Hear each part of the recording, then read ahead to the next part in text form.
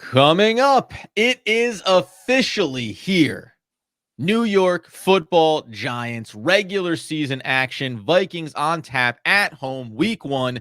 We break down all the key factors at a high level that Minnesota has done this offseason and whether or not we think that early line is a good indicator of Big Blue's success this weekend. We dive in coming up next.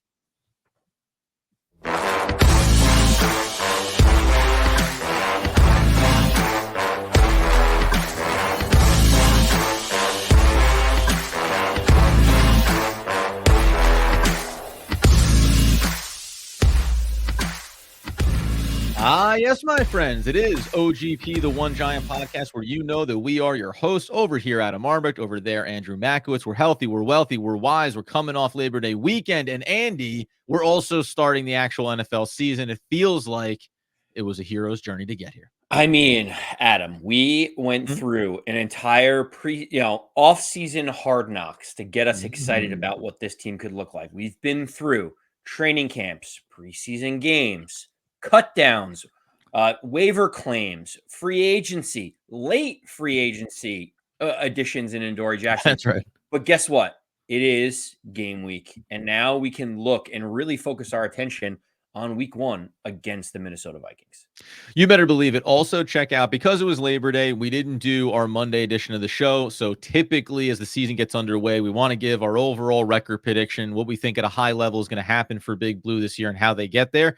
Check that out. It'll be a bonus episode up later today. But this, of course, is what matters most right now. And it's taking on the Minnesota Vikings, wearing the Century uniforms. I'm intrigued about that. We don't have to go into it, but I want to see those in person. Like, I want to see them get onto the field live on television to get a true sense of how everyone feels about them. But ultimately, when we turn our attention, as we say, to the Minnesota Vikings, it's been an interesting offseason for them. Listen, we know that they draft J.J. McCarthy. We know that Kirk Cousins is no longer there. They bring in one-time stadium alum in Sam Darnold to be maybe the bridge quarterback. All of a sudden, J.J. McCarthy goes down, and who knows how it's going to impact their season. On a high level, there were a couple of key additions for them, even beyond. I do want to get to this draft, Andy, because there's a very specific player they took that matters relative to Big Blue. But they brought in Grenard, this offseason. They also brought in Van Ginkel, 4-year, $76 million for JG. And then Van Ginkel came in on a 2 for 20, 12 and a half sacks a year ago for Houston. But ironically, this offseason, they also swapped some players because they did have edge rusher Daniel Hunter go the other way, heading out to Houston. When you look at that and you think about also bringing in Blake Cashman in the linebacking core too, a 3-year, $22.5 million deal. We mentioned the quarterbacks there. Obviously, Aaron Jones also brought in the running back room.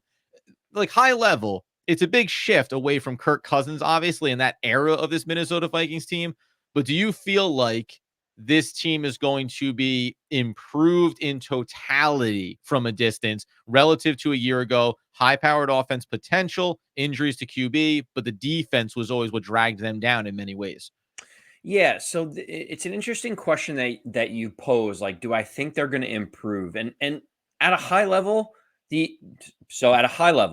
I believe Kirk Cousins is a better quarterback than Sam Darnold is. So The quarterback play, I feel, has regressed slightly for their team. You may look at some of the other things that have happened. You mentioned Danielle Hunter has left to go to Houston. They have brought in Grenard from Houston, almost like a little swap type trade. I think that makes them worse on the defensive front. I look at, when you think about the running back position, they obviously have moved on from Dalvin Cook and others over the last 12 to 18 months. And now they have Aaron Jones, who provides a little bit of stability. I feel like that's kind of like an even swap. Maybe they got slightly better in the run game. I overall think that the Minnesota Vikings are a worse team heading into week one than they were last season, just given that I don't think that they have, for all the worries and warts that Kirk Cousins may provide, I think he provided a level of stability for the Minnesota Vikings on offense where you knew at least what the baseline that you were getting from Kirk Cousins was. The issue that you have here is that I don't know what the baseline is for Sam Darnold. Maybe you do, Adam, but like, he looked horrible when he was with the Jets. He goes and becomes a backup quarterback in San Francisco, learns under Kyle Shanahan, whatever that means. And now all of a sudden he's supposed to be back being a serviceable quarterback. I still have my reservations and doubts about that. No, of course. And we're going to talk about, by the way, it was saying players coming out and coming in for the Minnesota Vikings. There was a late addition to the New York Football Giants before the season gets underway, and familiar face Adoree Jackson, who we're going to get to as well. I think you're right. I mean, listen, some people are kind of, and again, not in a week one opponent kind of way. I'm optimistic or excited for Sam Darnold. I think that quarterbacks that sometimes get a bad shake based on where they're drafted and when they're drafted and how they're developed. Sometimes they go away and then they pop up somewhere else and they resurrect their career a little bit. But it's a good maybe we're talking about Daniel Jones in some regard. We don't know. We'll talk about that. Well, We'll talk about that later. But I have a question for you, because yeah, you bring up an interesting point. Like, maybe they go away, they resurrect their career. We have rarely ever actually seen that, though. Like, I think Geno Smith of the Seattle Seahawks is one of the few players that, like, was drafted relatively. Ryan Fitzpatrick did it. Who did it? Ryan Fitzpatrick did it. I'm Baker Mayfield is doing it right now in Tampa Bay. But Baker Mayfield made the playoffs and was a bona fide Sure. starter. So you said like already established. You're talking about really broken early and then Right. find the Like, path who's later. the player that, like, completely flamed out with their first team that you're like, oh, they just got a bad shake in that coaching staff or that scheme or injuries or whatever. Then all of a sudden they go somewhere else and you're like, wow, they've unlocked everything and all the expectations that we had going into the NFL. Like, it just rarely ever happens. Like, you look at Mitch Trubisky, he's another one where it's like, wow, if he just got out of Chicago and then he's basically been a backup with the Bills Sure. and couldn't stay on the field for the Pittsburgh Steelers. It's like, you hardly ever see it. So until I see something other than Geno Smith, I am yet to believe that Sam Darnold is going to be equal whatever Kirk Cousins did for them before he got Oh no. Sorry, and let me be clear. Like, I think this is also the good reminder of, like, everyone would knock in totality Kirk Cousins. Yeah, sure, the stats are nice, he takes you to the playoffs, but you're not going to win his championship, and you're not. Like, and they didn't, and they're not going to because he's not there anymore. Like, so you appreciate on a high level that he is not a part of the Patrick Mahomes groups, right? Or the Burrows, even with his injuries or any of those type of players. Like, we get that, but also having a consistent player that can find your number one wide receivers more often than not, that is risk adverse in some situations and helps protect the football and all those things, I think that matters. So I just think that Sam Darnold can have a nice resurrection, as in change the narrative from draft bust to serviceable NFL quarterback. And this is an opportunity certainly to do so. The other thing here, you mentioned a couple of those additions. I want to get into the early betting line here, but there was just the one other one in terms of coming and going, because you mentioned they also, or I had mentioned, Blake Cashman came in there in the linebacker room. You like that signing for them, but remember, they also had Jordan Hicks go out here. They also had Wonnum go out here. Some of these guys are more depth than otherwise. And then even in the wide receiver room, specifically relating back to Sam Darnold, you have a player in KJ Osborne who, again, might fall into the category of, oh, is he really that important? Do you care if you have or don't have a player like that? When you have a consistent group, sometimes those supplementals, let's talk about a guy like Darius Slayton for the Giants, right? Like, does it really matter? Probably not in the grand scheme of things, but it mattered to have him for a number of years. When you didn't have better options, it was important to have guys like that in the room. Turning our attention here coming up in a second, though, to the early betting line. What does the money line say about whether or not the Vikings have improved? And what does it mean relative to the New York Football Giants, a team that we do believe a lot of these weeks are going to be considered underdogs on paper based on Vegas? We'll dive into that coming up here next. Andy, as you know, and we'll be telling this to the people all season long, on Fridays as we do our final game previews heading into the weekend, we'll have Andy's bet of the week. And that's why we let him take the helm when it comes to talking about where the betting line stands here on a Tuesday and where we'll probably watch it to see if it shifts as we work our way through the week. Yeah, so when you think about the Minnesota Vikings going on the road week 1 to our New York Football Giants, to me, in my head, it's kind of like a coin flip. It is a litmus test for both teams, who I think are not projected to either of them to be in the playoffs, but we're going to find out how good we think each of these teams can be. And Vegas kind of feels the same way. The current line is the Giants are +1.5, which means that the Giants are a home underdog in week 1, and it's not against a potential playoff team. That right away tells you everything you need to know about where Vegas feels the Giants are, knowing that if the Giants were on the road at Minnesota, they probably would be getting 4.5, 5 points. And so when you look at that, what's your instant reaction to the Giants being a home underdog week 1? Listen, I think, and you go watch our overall season preview for the Giants to get a better sense of where I stand on it. It's hard sometimes to look back at last year. I am not a big proponent of, well, if this one play hadn't happened, if the pass interference against Darren Waller had been called against the Bills, there's always going to be these little moments. And I think sometimes you overlook the moments that went your way, right? Lucky bounces that maybe did happen. That being said, while I don't know what this season is going to be for the Giants, I do think that they improved in several areas. And I'll go back to your original point at the top about the Vikings. Do I think that they're still a good team? Yes. Like, they're not a bottom feeding team by any stretch of the imagination. They still have a lot of weapons and a lot of talent. But I think that they are less than they were a year ago. And I think the Giants are more than they were a year ago. And if you look inside both these divisions, where do we think the Vikings are going to finish in the NFC North? The Bears are on the come up. The Packers, of course, looks like they've already found their next franchise quarterback, as they always do every 10 to 15 years. So if you look inside of it, this could be two teams, third-ish in the division, right? And having a hard time week to week. So I'm disappointed that in a season where, again, I think the Giants will be underdogs more often than not, I'm disappointed that there isn't a little home juice here as they celebrate the century mark and maybe come in as home favorites. But I don't mind it for a relatively turned over roster here, some big new pieces, some rookies that want to make a name, Malik Neighbors maybe specifically among them. Hey, let's come out with some flash and a little bit of anger about it. Brian Burns is ready to come in and not be a part of losing mentality like he was in Carolina. So I'll take it. I'll take it for that. I'll take it for the edge. Well, but Adam, you talking about that made me think the Giants, as a rule of thumb, ever since I have been a fan, have always been a team that has just played to the level of their competitor. It's never like to settle right down in the middle. Yeah, if I came into this game and I told you that the Giants were 7.5-point favorites against the Minnesota Vikings, you would say, "Well, that's way too many points." Like that's I don't dangerous. Yeah, no, that's true. Yeah.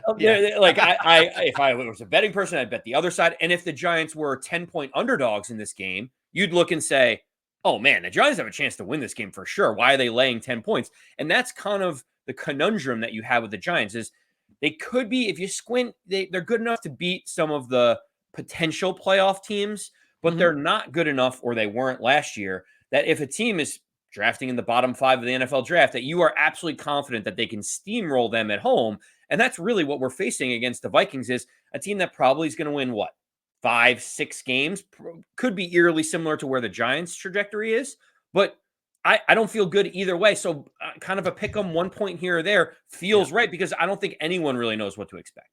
So we'll get into, as the week continues on, where the point totals are, right, over under in terms of the overall score, where we think some of the guys are going to go, stat lines, and all those kind of things. But just initially here, we're sitting here, Giants as a home underdog. I don't expect them to become a home favorite by the end of the week, but it's something we want to do starting this season as well, especially as you get into weeks 2, 3, 4, and down the line. You're going to get the immediate impact of the most recent game for both teams, but then maybe see it shift a little bit. And where's the money go? That's Andy's specialty. I like to play. Let's see my pants here. I throw out 7-leg parlays, and he's going to keep you down the straight and narrow when it comes to the betting line. The other thing, though, here, before we get into Adoree Jackson and what that means for this team, because that was the last little, of course, the Giants that wait till the very end to bring in some stability in the cornerback room. One other key situation, we talked about it before in terms of additions for the Minnesota Vikings this offseason.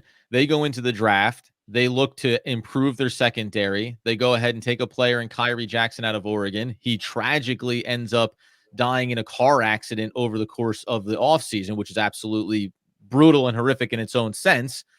So then they have to pivot, and they go and they bring in a veteran like Gilmore. And that's someone that we talked about with the New York Giants and a potential fit there. I'm not overlooking what is just an absolute tragedy for a young player coming out of college. But as we try to do, staying focused on football here, it then led to the Minnesota Vikings pivoting and maybe asking a similar question to the Giants. This area of weakness, how do we make it better? They fortunately had the money to maybe go add a veteran talent that the Giants were not going to be able to. Yeah, well, they also don't have a $40 million quarterback under contract. They obviously All right, Andy. All right, calm down. They let Kirk Cousins walk in free agency, or Kirk Cousins decided to sign elsewhere, depending on who's giving the narrative. But they end up drafting J.J. McCarthy, who's out for the season. They signed Sam Darnold to Another critical a loss for them. moderate deal to be kind of a bridge quarterback. And so that allows them to do things on the secondary market, like get a guy like Stephon Gilmore. Now, for me, I really do think the Kyrie Jackson tragic passing in the car accident really did inform the Vikings that they definitely need more secondary help. And I know it's tough to kind of pivot away from that, but the idea is right now on the roster, the Minnesota Vikings have Shaq Griffin and Stephon Gilmore as their two cornerbacks. That doesn't instill very much confidence in me. I think Stephon Gilmore can still play adequately. I don't think that he's a game changer for Minnesota. And Mhm. Shaq Griffin just signed a 1 year, $3.5 million deal. He's kind of just maybe a cornerback 2, maybe a cornerback 3. And so when you look at that, he's had a 61 Pro Football Focus rating last couple of years. To me, the secondary and the cornerbacks for the Minnesota Vikings is really an interesting area that Daniel Jones has to be able to exploit, especially in week 1 where there's no consistency and continuity for them. Yeah, you hope that maybe it's the opportunity. Again, we'll talk about a lot of times these matchups earlier in the season versus later, whether it's quarterback play or you mentioned continuity and getting familiar with it. Listen, Gilmore at 33 years old, obviously, we're going to talk about Adoree Jackson, and I think what is the age when it starts to fall off a little bit for players, especially in the secondary. But for whatever it's worth, when you play to a coverage grade of 76.3 and also had 190 snaps in pass coverage, only allowing 311 yards and a completion percentage below 50% when targeted.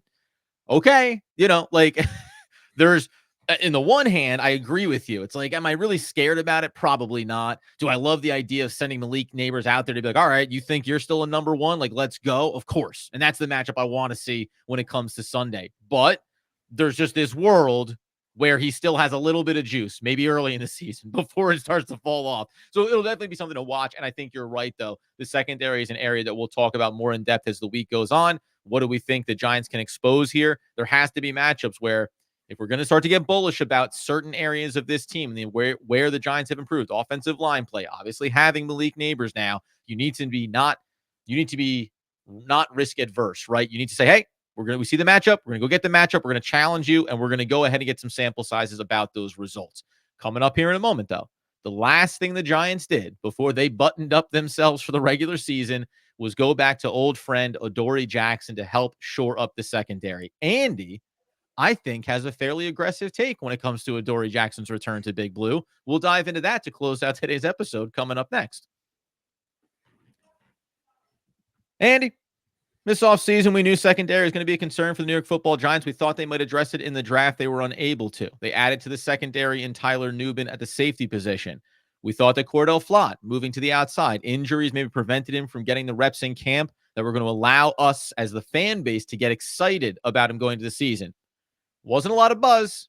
Didn't know where the Giants were going to go. And then in the 25th hour, they go out and bring back Adoree Jackson. You do not think that this is a marriage made in heaven?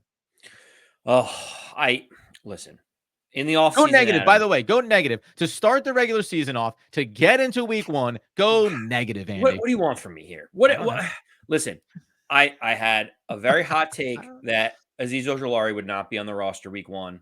I was wrong. Hand up. Didn't care. Yeah, The listeners called me out, put they it in did. the chat, said, Yep, you need to atone for your sins. I have done that.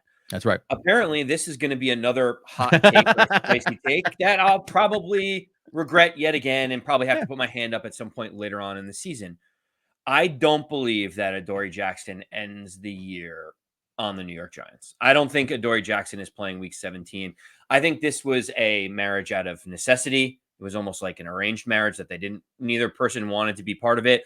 From all the reporters that are close to the team, they're like, we got bad reviews on Adoree Jackson leaving the building, and then all of a sudden, magically, he's back in. I don't think he was very appreciative of how he was treated by the Giants organization last year. They moved him inside into the slot because they said Trey Hawkins is going to play outside. That was an unmitigated disaster. Then they moved Adoree Jackson around, and he just looked like he had lost a step. And so for me, this feels like a knee-jerk reaction by Joe Schoen to try to figure out anything that he can do for the cornerback number 2 going into the season. And I just don't think that this is going to work. So, Adam, for me, Mhm. I think that this is like a 6 to 8 game. You see that Adoree Jackson doesn't have it. and either he goes to the bench or gets released, and the Giants are like, you know what, at least we tried something.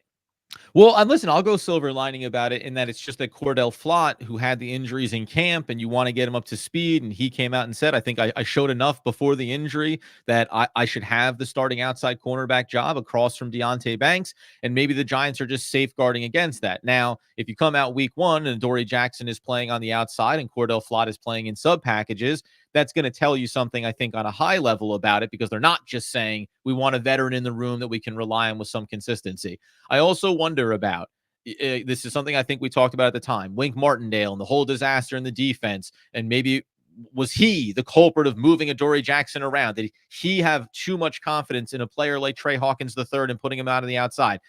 I never liked the idea that the Giants go back to the table and say, listen, that he's not here anymore. The bad man's gone. Now it's Shane Bowen, and we want to bring you in here, and we think you still have value. It's a two-way street. I would understand why Adoree Jackson would be a little bit slighted about losing his starting outside job somewhat on a whim to a late round draft pick, saying, oh, he's going to be the guy for us. A year ago, Adoree Jackson played to 82 targets, gave up 54 receptions, almost 66% completion percentage.